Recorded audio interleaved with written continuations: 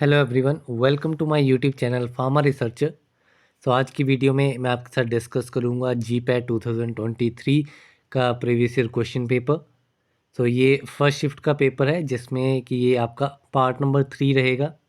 इससे पहले दो पार्ट में मैंने आपका फार्मास्यूटिकल केमिस्ट्री एंड फार्मास्यूटिक्स इन दोनों सब्जेक्ट्स के जो भी क्वेश्चन थे वो मैंने सारे डिस्कस कर लिए हैं।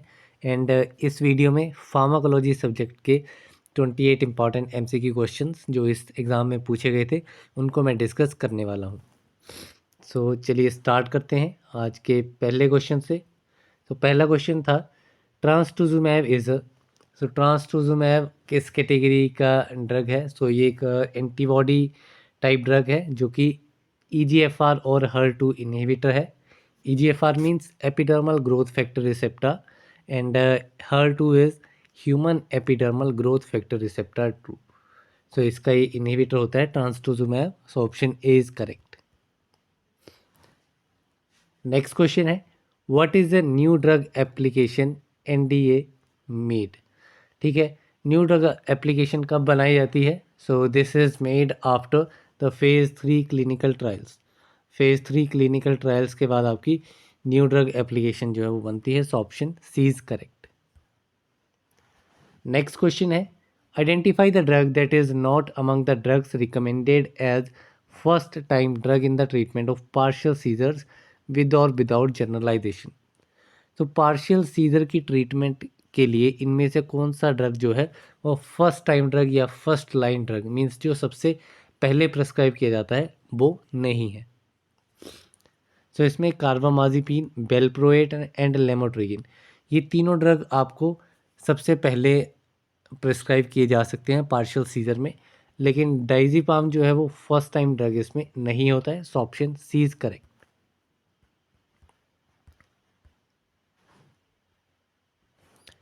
नेक्स्ट क्वेश्चन है which of the following hyperlipidemic drug act by GPCR.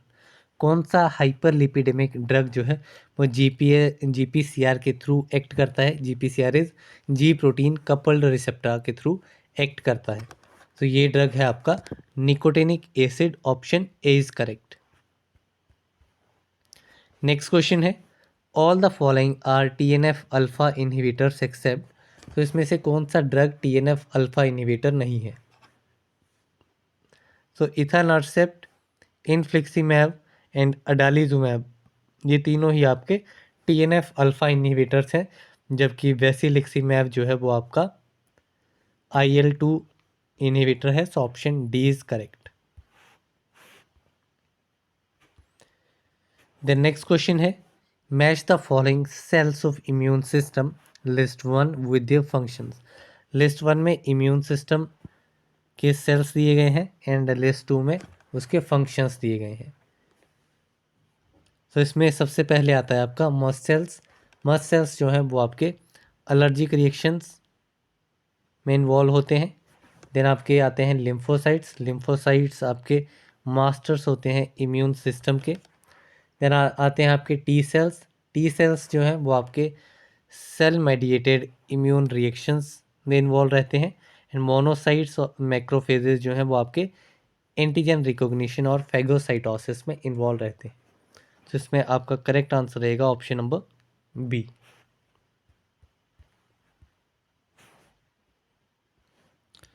Next question है which of the following drug can produce mydriasis without cycloplegia. तो कौन सा ड्रग माइड्राइसिस कोज करेगा विदाउट साइक्लोप्लेजिया। तो ये ड्रग है आपका ephedrine. Option D is correct. Next question है what do you mean by orphan drug. Orphan drug क्या होते हैं। तो ऐसे ड्रग जो कि रेयर डिजीजेज में यूज़ होते हैं उन ड्रग्स को कहा जाता है ऑर्फन ड्रग्स। तो option C is correct. Next question है normal value of HbA1c falls in the range of. So HbA1c आपका होता है ग्लाइकेटेड हेमोग्लोबिन। इसमें आपका ग्लूकोज और हेमोग्लोबिन जो है वो एक साथ ज्वाइंट रहते हैं। तो इसकी नॉर्मल रेंज जो है वो रहती है 6.5 to 7.5%। सो इसमें option B is correct.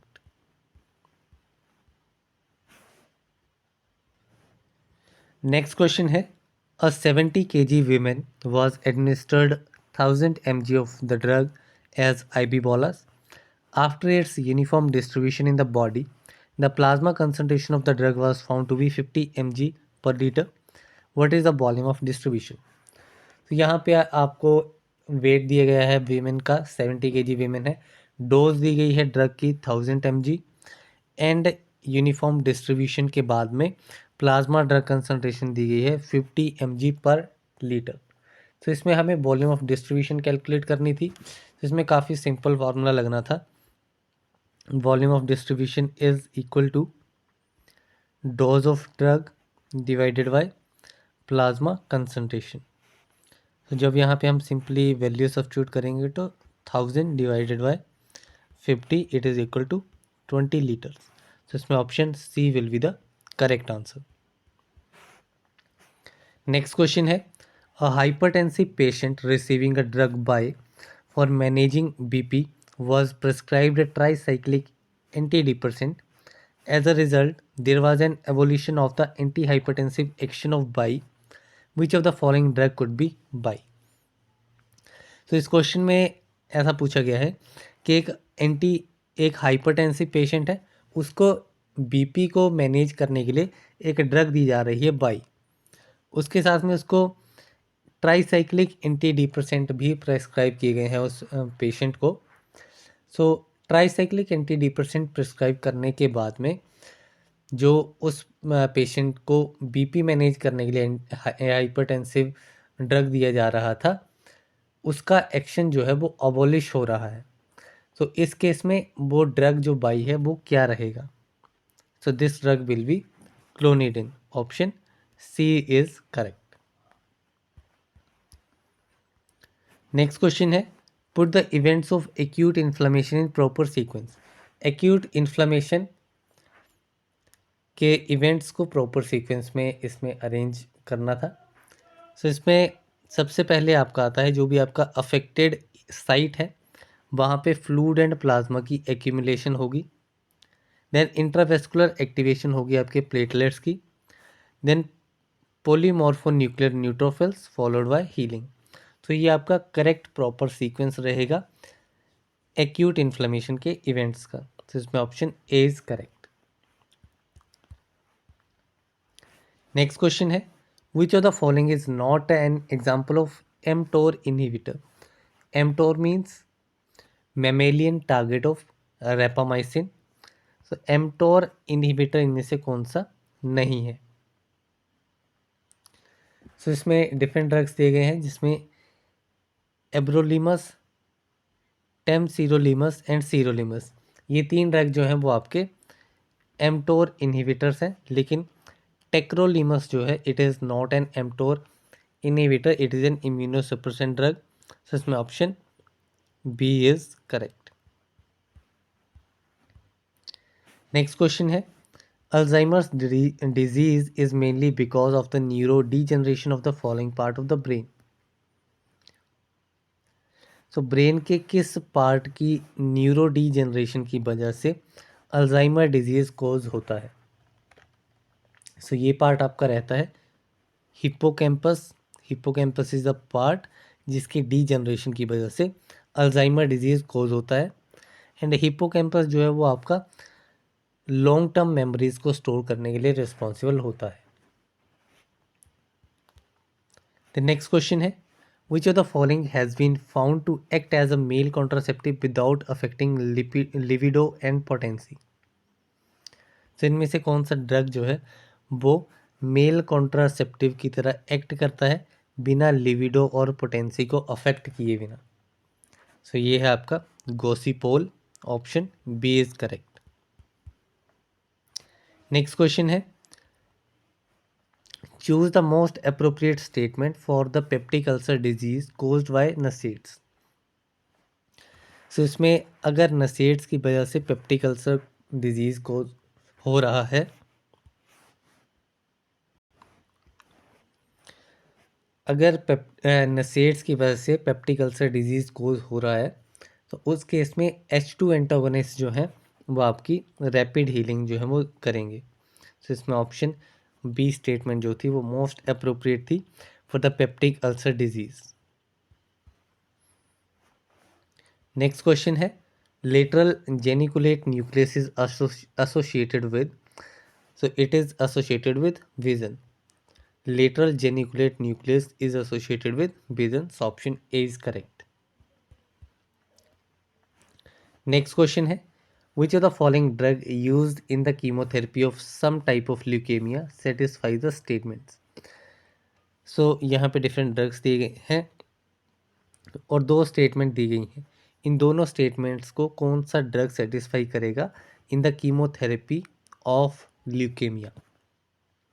So statement 1 है कि ये ड्रग जो है वो ऑरली इफेक्टिव है एंड स्टेटमेंट 2 है कि ये नियरली 100% ओरल बायो अवेलेबिलिटी देगा। सो ये आपका ड्रग रहता है hydroxyurea. Option D is the correct answer.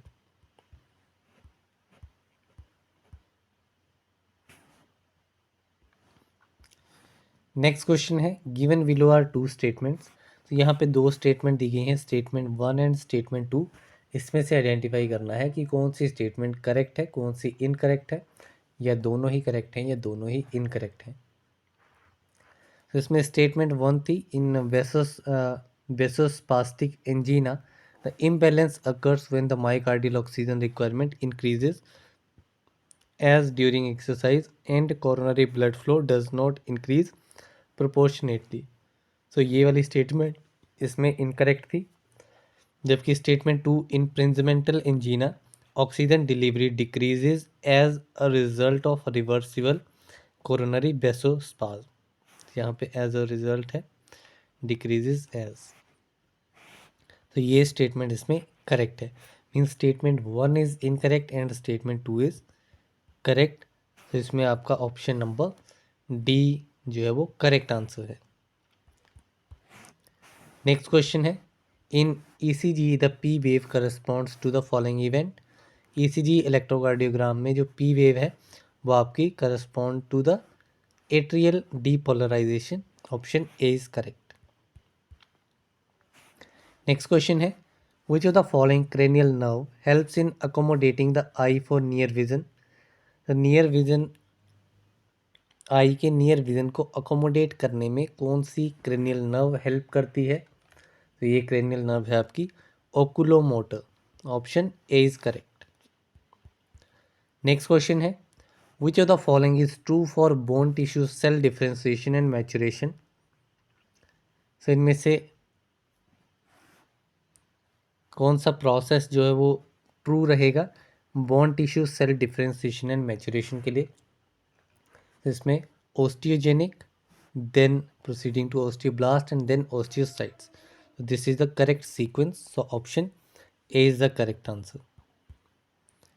Next question है a drug X is more selective for the alpha 1 subunit of benzodiazepine receptors. It lacks effects on slow wave sleep, minimum residual daytime sedation, no rebound insomnia discontinuation, low abuse potential. Which of the following can cause X?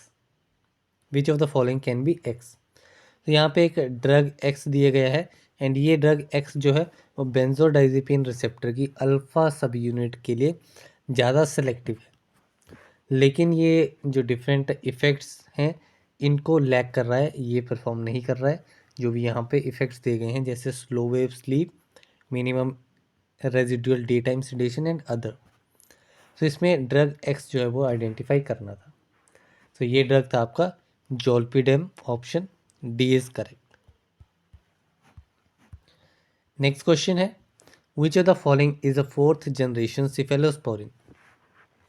इनमें से कौन सा drug fourth generation cephalosporin है? सो ये आपका है cefepime. Option D is correct. Next question है which of the following metabolite is use to inactivate the vesicotoxic metabolites leading to haemorrhagic cystitis by alkylating agents used in the treatment of cancer.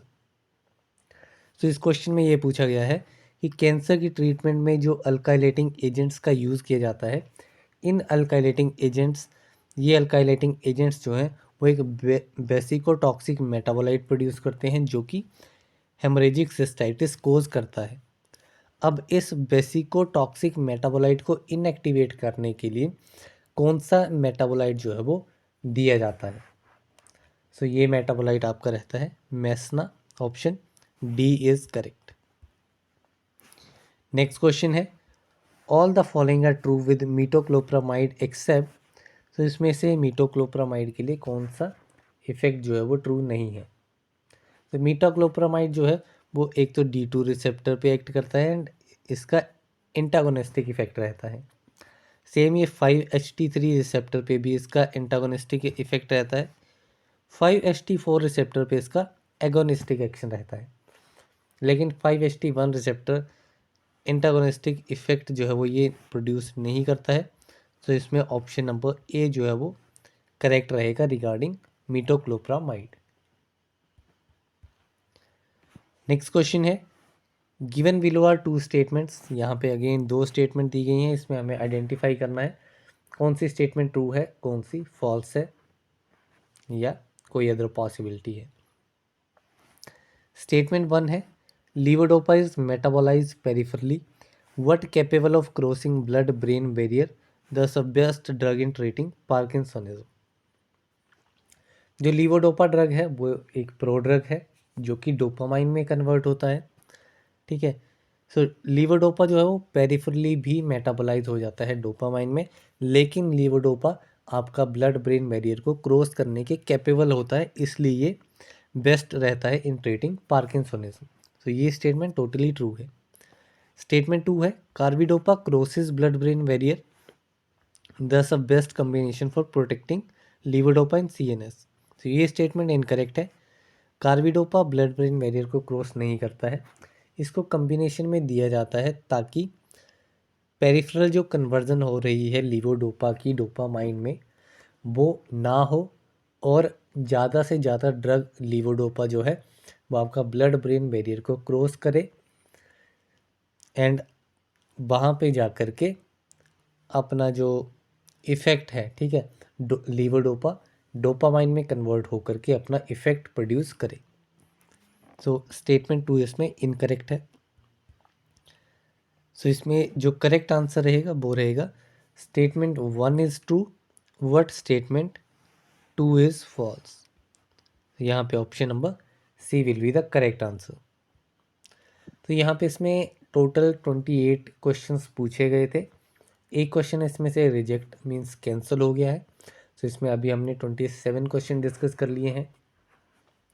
अब इस paper का last part आएगा जिसमें मैं pharmacognosy and जो other subjects वाला section रहता है उसको मैं कवर करूँगा एंड उस पेपर के बाद में ही आपको PDF जो है वो मिल जाएगी। उसका लिंक मैं सभी साइट पे रिफ्लेक्ट कर दूँगा, सो आप किसी भी वीडियो में PDF जो है वो डाउनलोड कर सकते हैं।